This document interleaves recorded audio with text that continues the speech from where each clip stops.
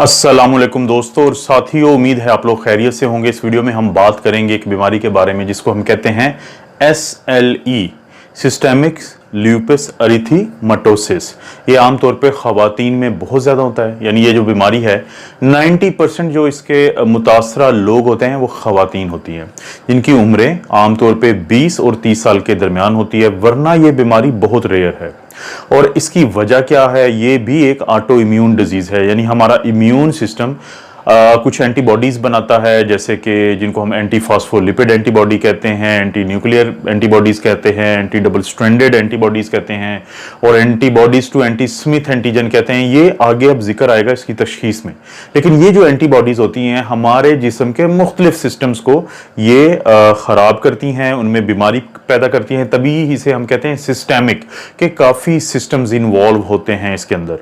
तो कभी भी फ्यूचर में नेक्स्ट टाइम आपको एक लड़की नज़र आती है जिसका जो है, अगर आप गौर करें ये तस्वीर में, और उसकी जो नाक है, यानी ये जो चीक्स हैं, यहाँ पे आपको रेड कलर नज़र आता है, ठीक है, और जो नाक के यहाँ तक जाता है। लेकिन एक होता है नेजोलेबियल फोल्ड, नेजोलेबियल, नेजो कहते हैं नाक को, लेबियल कहते हैं होंठों को। इनके दरमियान जब कोई मुस्कुराता है तो ये एक रिज बनती है, इसे कहते हैं नेजोलेबियल फोल्ड। इस पे वो प्रॉब्लम नहीं होता, लेकिन बाकी जगहों पे होता है, चीक्स पे, तो इसे हम कहते हैं मेलर रैश या बटरफ्लाई रैश। बटरफ्लाई इसलिए कि इसकी शक्ल ऐसी होती है। तो जब कोई ऐसी आपको लड़की नजर आए, मेजॉरिटी में क्योंकि 90% ये लड़कियां होती हैं जिनको ये प्रॉब्लम होता है, तो उनसे पूछें कि क्या आपको जोड़ों का भी मसला है, जोड़ों का भी दर्द है, तो वो अगर ये बताती है कि जोड़ों का भी दर्द है और साथ हाथ जो हैं वो या तो सफेद पड़ते हैं या सुन्न होते हैं, क्योंकि जो ये बीमारी में जो ऑटो एंटीबॉडीज बनती हैं ये आम तौर पे मुख्तलिफ हिस्से की जो खून की नालियां हैं, यानी वेसल्स हैं, उनको खराब करती हैं, जिसे हम कहते हैं वेस्कुलाइटिस। तो जब यही वो काम हाथों में करती हैं तो जो मसला उससे पैदा होता है उसे उसकी वजह से इसमें हाथों में यानी सफ़ेदी भी आ सकती है, ये सुन भी हो सकते हैं, और इसमें ज़ख्म भी बन सकते हैं। इसे हम कहते हैं रेनॉल्ड्स फिनोमेना।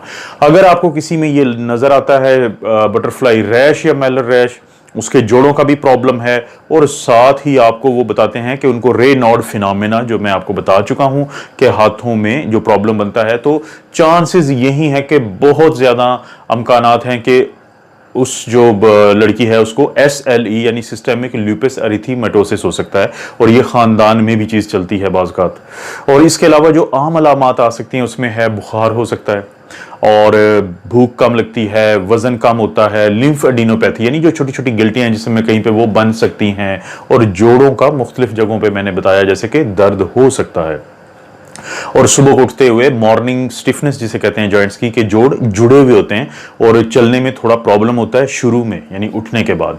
इसके अलावा जो तशखीस की जाती है SLE की, उसकी तशखीस में कुछ और भी पॉइंट्स हैं, जैसे कि आप एक होता है डिस्क्वाइड रैश, जैसे आप तस्वीर में देख भी रहे हैं, ये डिस्क की तरह की एक सुर्खी होती है जिसम पे कहीं पे भी बन जाती है, और इन लोगों को आमतौर पे सूरज की शुआ से सेंसिटिविटी होती है या रिएक्शन होता है जिसको हम कहते हैं फोटो सेंसिटिविटी।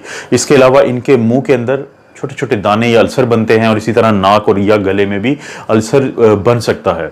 इसके अलावा इन लोगों को आमतौर पे जो सीरोसाइटिस हम कहते हैं, यानी जो इनकी जैसे फेफड़े हैं या दिल है, उनकी जो लेयर्स होती हैं उसमें इन्फेक्शन या इन्फ्लेमेशन हो जाती है, आइटस जिसको हम कहते हैं। जैसे कि अगर वो फेफड़े की जो तय झिल्ली होती है उसे हम प्लूरा कहते हैं, तो प्लूराइटिस हो जाएगा, और उस झिल्ली में पानी पड़ जाएगा जिसको हम प्लूरल एफ्यूजन कहते हैं। बाज़ का जो फेफड़े हैं उनका साइज़ कम हो जाता है, बाज़ का उसमें उसके जो मुख्तलिफ हिस्से हैं वो कोलैप्स कर जाते हैं जिसे एटिलेक्टेसिस कहते हैं, और बाज़ का उनमें फाइब्रोसिस होती है, तो इसलिए लोगों को सांस की भी तकलीफ होती है। इसके अलावा कुछ लोगों को दिल की जो झिल्ली है बाहर वाली, जब उसमें इन्फ्लेमेशन होती है इस बीमारी की वजह से, तो उसको हम कहते हैं पेरिकार्डाइटिस। अगर दिल के जो पट्ठों की इन्फेक्शन इन्फ्लेमेशन होती है उसे हम कहते हैं मायोकार्डाइटिस, और सबसे अंदर की जो दिल की तह है जिसमें फिर वेल्व्स भी आ जाते हैं, तो उसको हम कहते हैं एंडोकार्डाइटिस या लिबमैन सैक्स एंडोकार्डाइटिस। और अगर इन लोगों में प्रॉब्लम बहुत ज़्यादा हो और एंटी फास्फोलिपिड एंटीबॉडीज भी पॉजिटिव हुए हैं तो बहुत ज़्यादा इनको दिल के अटैक होते हैं और फालिज का अटैक होता है, क्योंकि इनमें एथेरोस्क्लेरोसिस यानी खून की नालियों में क्लॉट जो बनता है चिकनाई का, वो अमल बहुत ज़्यादा होता है। इसी तरह इन मरीजों में दिमाग का भी प्रॉब्लम बनता है, क्योंकि ये मल्टी सिस्टेमिक डिजीज़ है।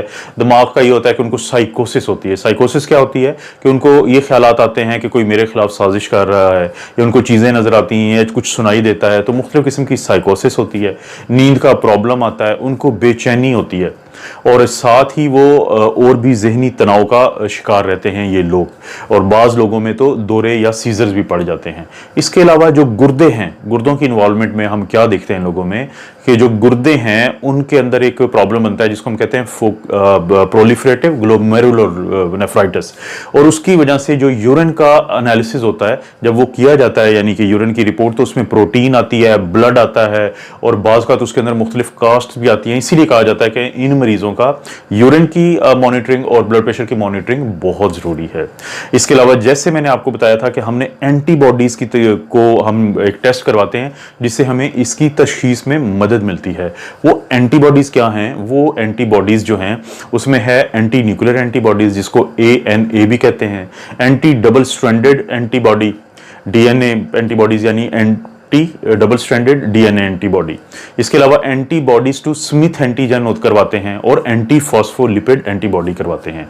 तो अगर ये जो मैंने क्राइटेरिया बताया है मुख्तलिफ, इसमें से अगर 4 पॉजिटिव हो जाएं तो इसका मतलब है कि वो जो खातून है, वो लड़की जो है, उनको SLE का प्रॉब्लम है, सिस्टेमिक ल्यूपस एरिथेमेटोसिस। इसको जब इलाज करते हैं तो इसको हम कैटेगराइज करते हैं 3 हिस्सों में। एक तो वो लोग, लेकिन सबसे पहले आपने ये बताना है मरीज को, या मरीज ने ये करना है कि जो निशान पड़े हुए हैं जिस्म पे मुख्तलिफ, उनके ऊपर सन ब्लॉक कोई क्रीम लगाएं, सूरज की रोशनी में मत जाएं और अल्ट्रावायलेट लाइट से भी बचें, ये जरूरी है। और अगर तो हल्की बीमारी है, फिर ज्यादा सख्त बीमारी है, और फिर मेंटेनेंस जो थेरेपी हम देते हैं, हम 3 हिस्सों में डिवाइड करेंगे इसके इलाज को। सबसे पहले है अगर हल्की बीमारी है। हल्की बीमारी से मतलब यह है कि जिल्द इन्वॉल्व है, स्किन, और साथ जॉइंट्स इन्वॉल्व हैं, तो ऐसे मरीजों को आमतौर पे पहले कोशिश की जाती है कि पेन किलर दिया जाए जिसको एनाल्जेसिक कहते हैं, जैसे पेनाडोल है, और फिर एनसेड दिया जाए, non steroidal anti inflammatory drugs जैसे डाइक्लोरैन है, और अगर उससे भी नहीं होता तो हम हाइड्रोक्सीक्लोरोक्विन HCQ देते हैं। लेकिन अगर इसके बावजूद ना हो तो हम एक स्टेप आगे जाते हैं इन लोगों में, हम इनको स्टीरॉयड देते हैं, जैसे प्रेडनिसोलोन है, हम 30 से 40 मिलीग्राम रोजाना शुरू करवा देते हैं। और इसके अलावा हम कुछ इम्यूनोस्प्रेसिव दवाइयां देते हैं इन लोगों में, जैसे मेथोट्रेक्सेट दे सकते हैं, एजाथायोप्रीन इनमें दे सकते हैं, और इसी तरह से हम इनमें दे सकते हैं माइकोफिनोलेट मोफेटल। तो ये इम्यूनोस्प्रेसिव होते हैं जो इम्यूनिटी को दबाते हैं, क्योंकि ये बीमारी क्या है, ये ऑटो इम्यून डिजीज है। और अगर फर्ज करते हैं किसी में लाइफ थ्रेटनिंग सिचुएशन है, किसी का दिल और उसका जो CNS यानी सेंट्रल नर्वस सिस्टम या ब्रेन इन्वॉल्व हो जाए, ठीक है, जैसे मैं बता भी चुका हूं, तो उस सूरत में आपने फिर जो दवाइयां हैं वो ज्यादा बढ़ानी है, आपने स्टीरॉयड भी ज्यादा देने हैं और इम्यूनोस्प्रेसिव भी ज्यादा देने हैं। जैसे क्या करेंगे इन मरीजों में कि मिथाइल प्रेडनिसोलोन की पल्स थेरेपी देते हैं। पल्स थेरेपी क्या होता है कि उसको आप मुसलसल रोजाना नहीं देते, बल्कि क्या करते हैं कि मिथाइल प्रेडनिसोलोन जो है 10 मिलीग्राम पर केजी इंट्रावीनस लगाएंगे आप, और इसके साथ ही आपने साइक्लोफॉस्फामाइड, एक इम्यूनोस्प्रेसिव दवाई है, वो 15 मिलीग्राम पर किलोग्राम के हिसाब से वो भी लगाएंगे। ये आपने दे दिया एक दिन, और फिर 2 से 3 हफ्ते के बाद दोबारा फिर आप देंगे, और कम से कम 6 साइकिल पूरे आप करते हैं। ये किन के लिए ऑप्शन है? जिनमें लाइफ थ्रेटनिंग या सवेयर है। इन लोगों में एक और ऑप्शन होता है कि आप इनको जो माइकोफिनोलेट मोफ्टेल है वो देंगे, बाकी स्टीरॉयड के साथ मिला के, ज्यादा डोज के साथ।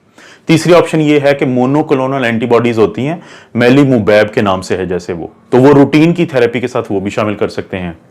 अब हम आते हैं आखिरी या मेंटेनेंस थेरेपी की तरफ। वो मेंटेनेंस थेरेपी क्या होती है?